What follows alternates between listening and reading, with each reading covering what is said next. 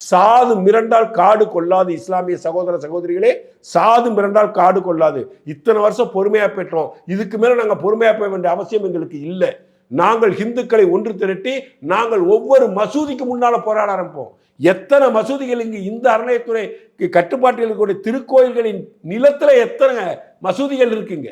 இடம் கோவிலுக்கு சொந்தமானது, திருக்கோயிலுக்கு இந்து கோயிலுக்கு சொந்தமானதா இருக்கும். அங்க நீங்க எத்தனை மசூதி கட்டிருக்கீங்க? அந்த மசூதிகள்லாம் இடிக்கணும்னு நாங்க போராட்டத்தை ஆரம்பிச்சா தாங்குவீங்களா? அதை செய்யல. இது வரைக்கும் நாங்க செய்ய எங்களை வச்சிடாதீங்க. இந்த ஒரு இடத்துல நீங்க உங்க வீரத்தை காட்டுறதுக்காக நவாஸ்கனி போன்ற ஒரு கீழ்த்தரமான அரசியல்வாதிகளின் பேச்சை கேட்டுக்கொண்டு அவர்களது தூண்டுதலுக்கு ஆளாகி நீங்கள் ரோட்டுக்கு வந்தா நாங்களும் ரோட்டுக்கு வருவோம். அமைதியின்மை இங்கே இருக்கும். அந்த அமைதியின்மையும் மத துவேஷமும் இங்கே வளர வேண்டுமா என்பதை நீங்களே முடிவு பண்ணீங்க. இஸ்லாமியர் சமூகம் முடிவு பண்ணணும். ஏதோ 4 பேர் எம்எல்ஏ ஆகிறதுக்கும் 4 பேர் எம்பி ஆகிறதுக்கும் அவனை செய்கிற காட்டி கொடுக்கும் வேலையை அதற்கு நீங்க துணை போயிடாதீங்க. அதுக்கு அடிபணிச்சிடாதீங்க. இஸ்லாமிய சகோதரரை கை குப்பி கேட்டுக்கிறேன். நீங்க செஞ்சா நாங்களும் செய்வோம்.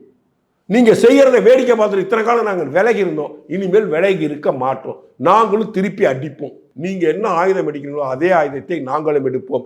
நீங்கள் அங்கே ஆட்டை வெட்டினா நாங்கள் பண்ணியை வெட்டுவோம்.